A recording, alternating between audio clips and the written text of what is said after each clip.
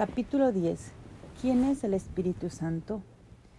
Tuve el honor en tener como huésped en mi residencia de La Paz, Bolivia, en 1996 a uno de los mayores teólogos de nuestra época, Monseñor René Laurenti, quien en 1960 fue asesor en la preparación del Concilio Vaticano II y durante el mismo perito experto.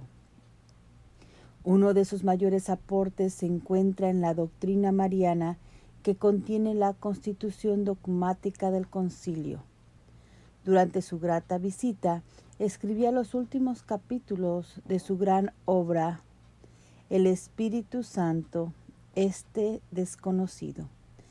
Tal privilegio me dejó varios recuerdos. Padre René, ¿quién es el Espíritu Santo? El Espíritu Santo es Dios, una persona en Dios, pues es parte de la Trinidad Santa, un solo Dios y tres personas distintas. ¿Cómo conocerlo si no solo es invisible como el Padre, sino que tampoco habla de sí mismo en momento alguno?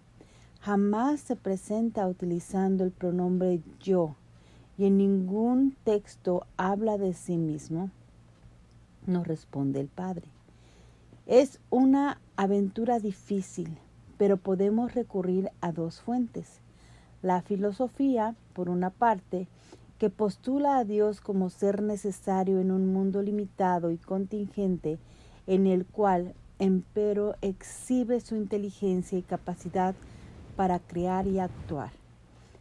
Otra fuente es la teología. En ella encontramos su propia palabra, la revelación que él mismo ha llevado a cabo a lo largo de toda la historia, revelándolo a ciertos personajes que conocemos hoy como profetas. Por lo tanto, lo encontramos en las Escrituras, en la noble y valiente palabra de los padres de la Iglesia, en el magisterio de la Iglesia, en los carismas y signos de los cuales tú mismo has estudiado varios y algunas fuentes más. La filosofía, padre, comporta diversos grados de subjetivismo. Estoy saliendo recién del existencialismo ateo de Jean-Paul Sartre y busco algo más objetivo que me lleve a las fuentes más originales. ¿Qué me puede decir a partir de la teología y la revelación? Y el Padre me contesta. No podríamos conocer absolutamente nada del Espíritu Santo sin la revelación directa de Dios, pues su conocimiento es el más abstracto y misterioso que los teólogos debemos afrontar. Por eso Dios, gran pedagogo, lo revela gradualmente por medio de Abraham, Moisés y tantos profetas. Pero el ápice, lo más claro y evidente, llega a través de Jesús, la segunda persona de la Santísima Trinidad encarnada. Él lo promete a sus discípulos y lo envía. Es a través de ellos que se hace cotidiano y vigente en nuestras vidas, en las personas de fe, obviamente, pues muchos no lo conocen y otros lo rechazan. Para millones aún hoy es desconocido, y de eso hablo en el libro cuyas páginas finales escribo aquí en tu casa. En todo caso, si buscas objetividad, quédate tranquilo. Nuestra Iglesia cuida la fidelidad y ortodoxia del mensaje. Cuida e interpreta los textos sagrados donde encontrarás toda la obra y acción del Espíritu Santo, pues es a través de sus acciones y funciones que conocerás más de Él. Sin embargo, hay algo que no debes olvidar. Tú recibes la enseñanza que Cristo te dejó y eres libre para aceptarla o no. Si la aceptas, reconocerás al Espíritu Santo y podrás hacerlo vida en tu vida, o sea, vivirlo, experimentarlo. Esto te pido subrayarlo. Solo así serás su templo y su abstracción se hará objetiva, evidente, demostrando que su soplo es real y vigente en todo tiempo, lugar y persona, pues su acción invisible lleva a consecuencias visibles. Este gran teólogo y entrañable amigo me dejó premisas importantes para reflexionar y conocer durante años. Luego tuve acceso a la obra clásica de Ives M. Congar, quien en una de sus páginas expresa en el mismo sentido que Laurenti al final de nuestra conversación. Se nos revela y conocemos al Espíritu Santo, no en él mismo, al menos no directamente, sino porque obra en nosotros. Vino a mi mente algo que repetí muchas veces a mis alumnos de psicología en la universidad, citando el gran estudioso de la personalidad, Gordon Allport. La personalidad es lo que se esconde detrás de actos específicos y dentro del individuo. Observando lo que la persona dice y hace, estamos en grado de compenetrarnos con mucho de su personalidad, por tanto, de lo que es, hace, siente, piensa. ¿Y cómo obra? ¿Qué hace el Espíritu Santo? Nos responde de manera magistral e inmediata nuestro catecismo cuando empieza su tratado dedicado al Espíritu Santo. Nadie puede decir Jesús es el Señor, sino por influjo del Espíritu Santo. Entiendo así que no puedo conocer nada de Jesús en fe sin su ayuda e inspiración. Si deseo elevar mi mirada a lo más alto, a Dios, a su trascendencia, comprender la obra de Cristo, reconocer el sentido y significado de mi vida, debo contar con el Espíritu Santo. En Él está la verdad que quieres conocer a profundidad y por lo mismo en Él toda duda se resuelve, conduciéndola a la verdad que viene de Él mismo. Gracias al soplo neumatológico somos capaces de comprender nuestra filiación divina. Reconocernos como hijos de Dios implica reconocernos como hermanos y esto cuanto bien haría a la humanidad toda. Dios ha enviado a nuestros corazones el Espíritu de su Hijo que clama Abba, Padre. Si el Espíritu anima pensamientos nobles y sentimientos dedicados que nos elevan, cuán deseable se hace su presencia en cada instante de nuestras frágiles vidas. Comprendo así por qué el gran rey David, habiendo conocido la obra del Espíritu en su vida, luego de su pecado suspira arrepentido. No me rechaces lejos de tu rostro, no retires de mí tu Santo Espíritu. Salmo 51.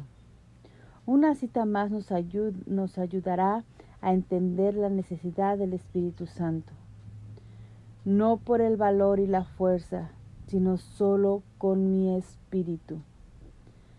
Sin la luz que el Espíritu lleva a nuestras mentes y el amor que el Espíritu deposita en nuestros corazones, aunque tengamos fuerza, somos débiles. Aunque seamos ricos, somos pobres. Aunque estemos bien informados, somos ignorantes. Por lo que fui aprendiendo durante estos años de intenso estudio dedicado a la tercera persona de la Santísima Trinidad, si algo he comprendido es su función como fuente de conocimiento e inspiración.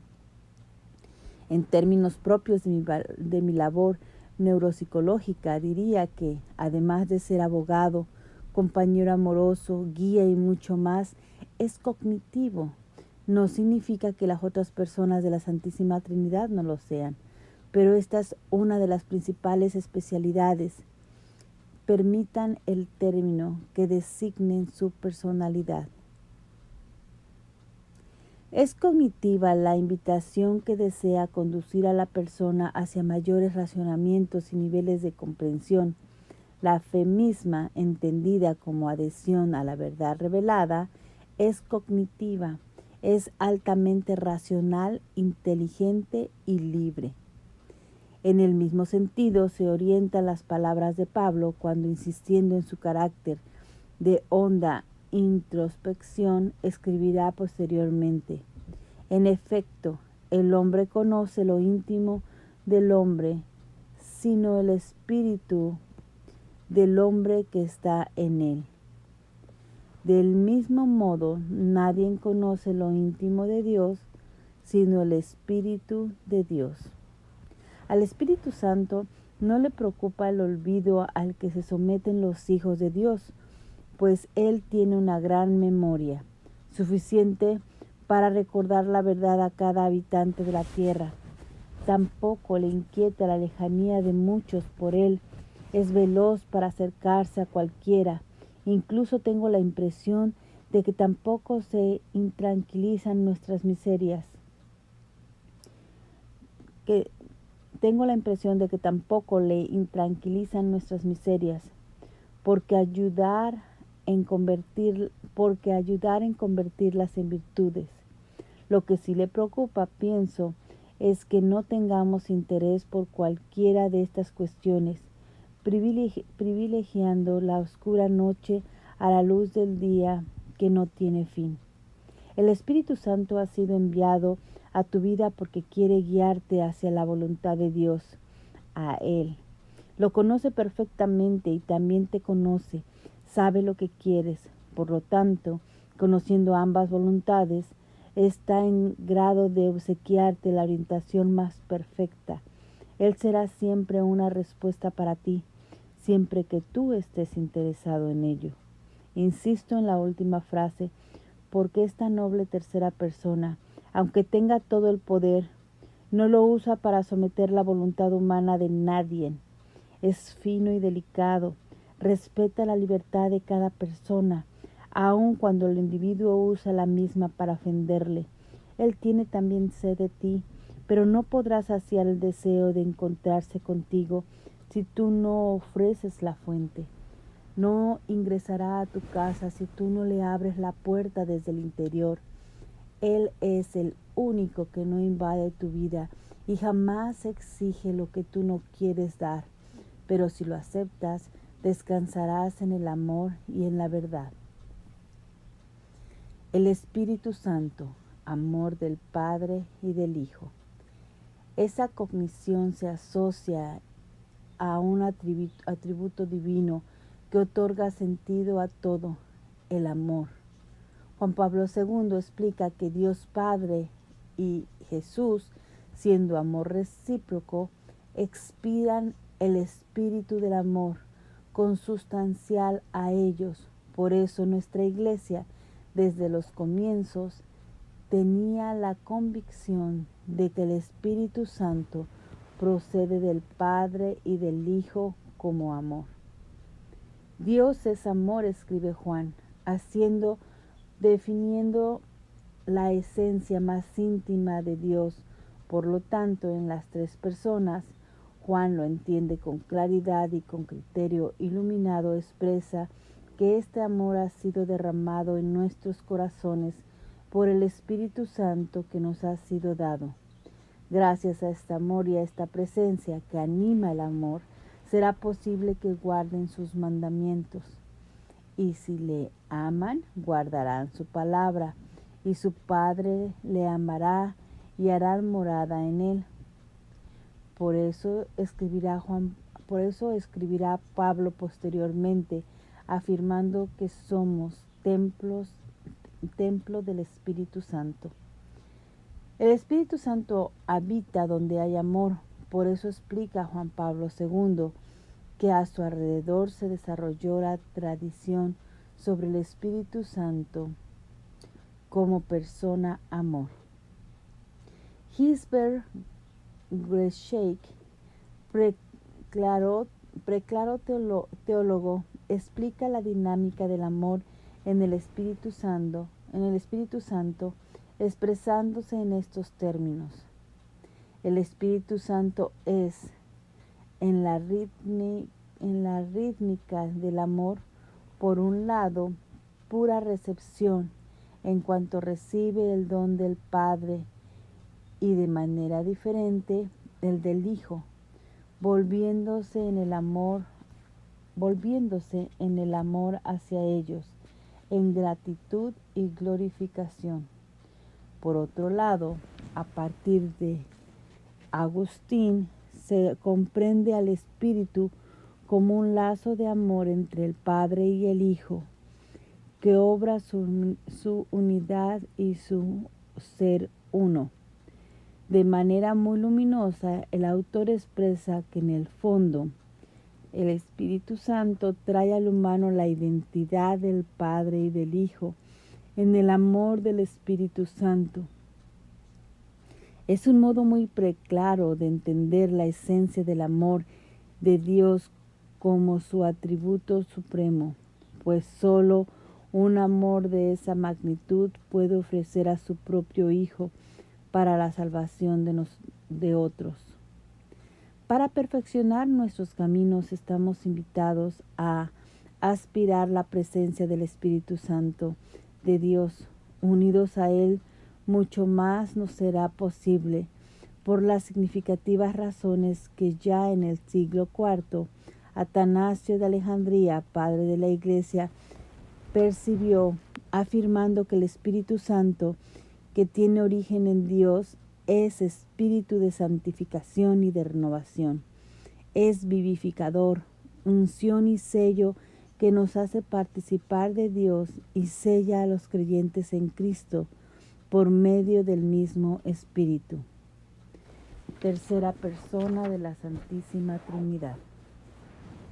El Catecismo de la Iglesia Católica, profundizando, define esta personalidad divina de manera inequívoca. El Espíritu Santo es el Espíritu Santo, que es la tercera persona de la Trinidad, es Dios uno e igual al Padre y al Hijo, de la misma sustancia y también de la misma naturaleza. Creer en el Espíritu Santo es, por tanto, profesar que el Espíritu Santo es una de las personas de la Santísima Trinidad Santa, consubstancial al Padre y al Hijo, que con el Padre y el Hijo recibe una misma adoración y gloria. El Espíritu Santo coopera con el Padre y el Hijo desde el comienzo del designio de nuestra salvación y hasta su consumación, pero es en los últimos tiempos, inaugurados por la encarnación redentora del Hijo, cuando el Espíritu se revela y nos es dado, cuando es reconocido y acogido como persona, entonces este designio divino que se consuma en Cristo, primogénito y cabeza de nuestra creación, se realiza en la humanidad por el Espíritu que nos es dado, la Iglesia, la comunión de los santos, el perdón de los pecados, la resurrección de la carne, la vida eterna. San Pablo II, en su encíclica Dominum et Vivificantem, expresa claramente aquello que el creyente católico debe saber. La Iglesia, por tanto, instruida por la palabra de Cristo, partiendo de la experiencia de Pentecostés y de su historia apostólica, proclama desde el principio su fe en el Espíritu Santo como aquel que es el dador de vida, aquel que es el inescrutable Dios uno y trino que comunica a los hombres, constituyendo en ellos la fuente de vida eterna. Habla el mismo Espíritu que aleteaba sobre las aguas, del mismo que inspiró a todos los profetas de Dios durante la historia, sagrada y cubrió con su poder a María, dando lugar a la encarnación del Hijo de Dios. Y en Pentecostés es enviado sobre los discípulos y la nueva iglesia de Cristo para conducirlos hasta la verdad completa. Pablo VI expone con bastante amplitud la tarea de la tercera persona de la Santísima Trinidad.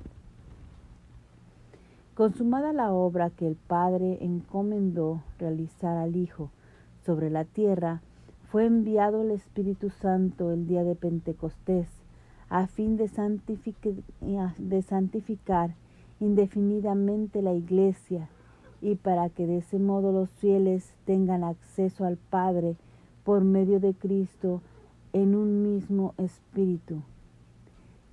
Él es el Espíritu de vida, o la fuente de agua que salta hasta la vida eterna, por quien el Padre vivifica a los hombres, muertos por el pecado, hasta que resucite sus cuerpos mortales en Cristo.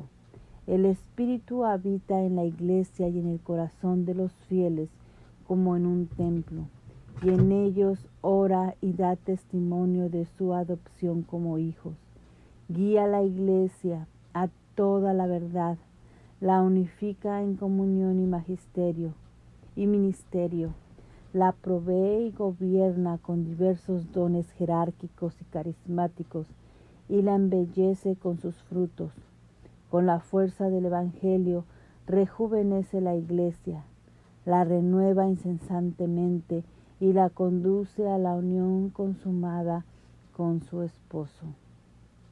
Nuestro catecismo nos instruye en un detalle sacramental. Para entrar en contacto con Cristo es necesario primeramente haber sido atraído por el Espíritu Santo. Él es quien nos precede y despierta en nosotros la fe mediante el bautismo, primer sacramento de la fe, la vida que tiene su fuente en el Padre y se nos ofrece por el Hijo, se nos comunica íntima y personalmente por el Espíritu Santo en la Iglesia. El bautismo nos da la gracia del nuevo nacimiento en Dios Padre por medio de su Hijo en el Espíritu Santo. Por tanto, sin el Espíritu no es posible ver al Hijo de Dios, y sin el Hijo nadie puede acercarse al Padre, porque el conocimiento del Padre es el Hijo, y el conocimiento del Hijo de Dios se logra por el Espíritu Santo. Estos son conceptos esenciales que los hijos de este siglo deberíamos volver a meditar. El relativismo y tantos modelos de pensamiento dispersos han alejado de estos extraordinarios beneficios espirituales a muchas personas aún creyentes. Me encontraba en Madrid hace unos años cuando, durante un gobierno nada amigo de la Iglesia Católica, empezó un afán incendiario por desbautizarse, o dicho en otros términos, apostatar. El canon 751 del derecho canónico define la apostasía como el rechazo total de la fe cristiana. Mientras muchos vociferaban sus sentimientos contrarios a la Iglesia Católica y pregonaban su deseo de ser libres, porque no querían asumir algo que ellos no habían decidido, sino sus padres, me preguntaba sobre las razones de su alejamiento. No cuidaron ni ellos ni sus padres el tesoro espiritual que recibieron. Después de su bautismo, confirmación, incluso matrimonio católico, no existió la oración, la vida en gracia y el culto de la fe. Hoy para muchos deslumbra más la tierra que el cielo, por lo que los principios cristianos y la llama flameante de los sacramentos recibidos se fue apagando. En estos jóvenes y modernos apóstatas la extinción fue gradual. En otros este fuego jamás se encendió, como ocurre en ámbitos donde la fe cristiana está ausente.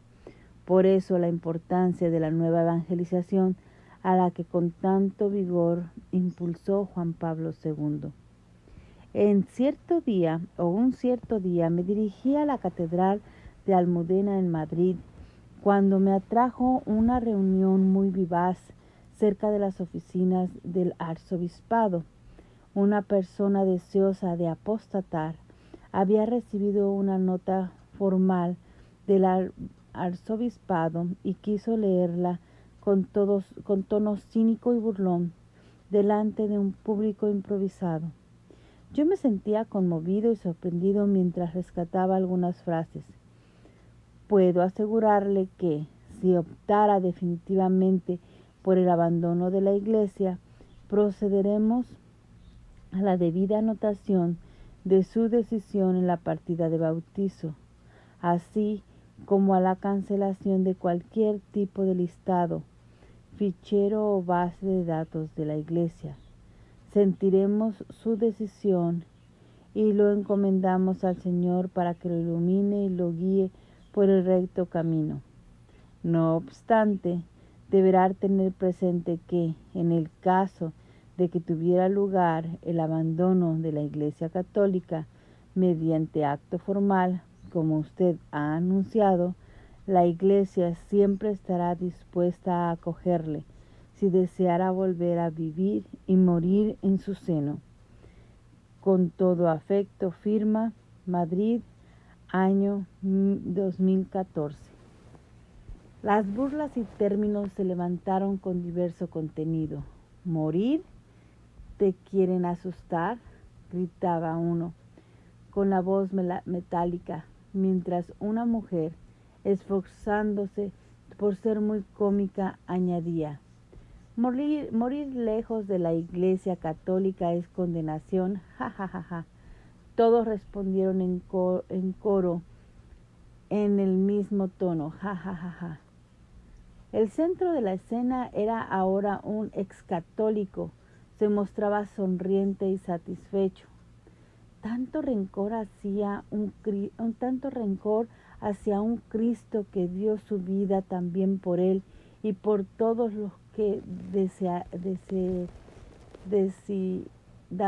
y por todo lo que lo desairaban y por todos los que lo desairaban en el momento al unísono. O más bien era mejor pensar: perdónales porque no saben lo que hacen.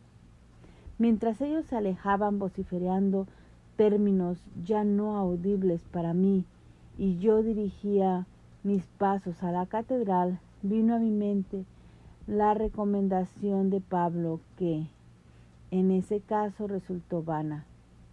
No entristezcan al Espíritu Santo de Dios, con el que fueron sellados para el día de la redención. Había mucho que pensar sobre lo visto y oído, mas repentinamente un aire de esperanza me envolvió. Pero el Paráclito, el Espíritu Santo, que el Padre enviará en mi nombre, les enseñará todo y les recordará todo lo que yo les he dicho. Sí, es necesaria esta noble presencia, pensé. Ojalá no tendría que esperar más tiempo. Necesitamos de su voz y de su acción para recordar aquello tan rápido e ingratamente vamos olvidando. Además, y lamentablemente, siguen siendo pocos aquellos que intentan mantener las palabras de Jesús encendidas.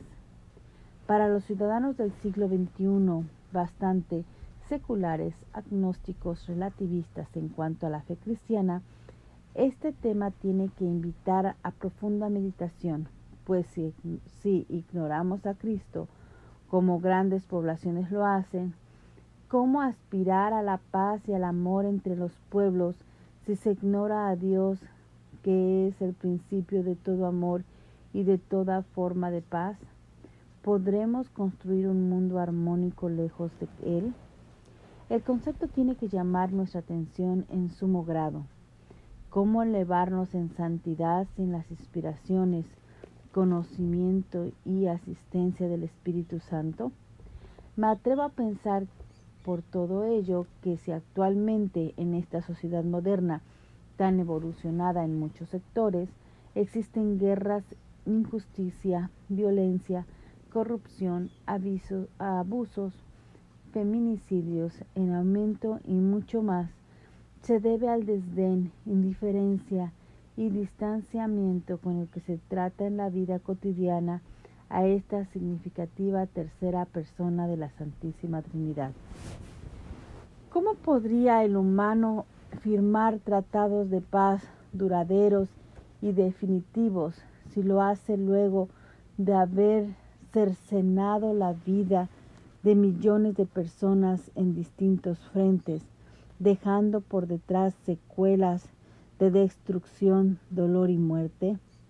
¿No es irónico declarar que para el humano la paz sea el resultado de muchas contiendas bélicas?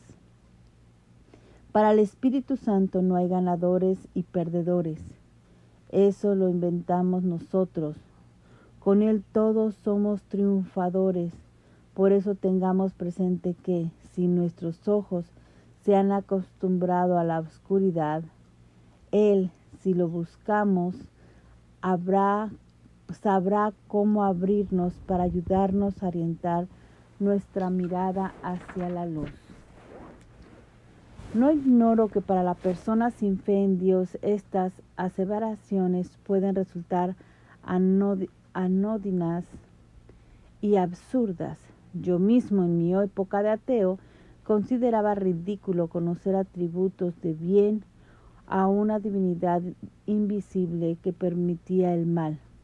Pero precisamente es a este punto que deseo llegar para decirle al humano que la ignorancia espiritual y el alejamiento de Dios uno y trino ha dado lugar a ideologías y formas de gobierno que han asumido medidas de exterminio y destrucción en nombre de la paz y la armonía entre las naciones.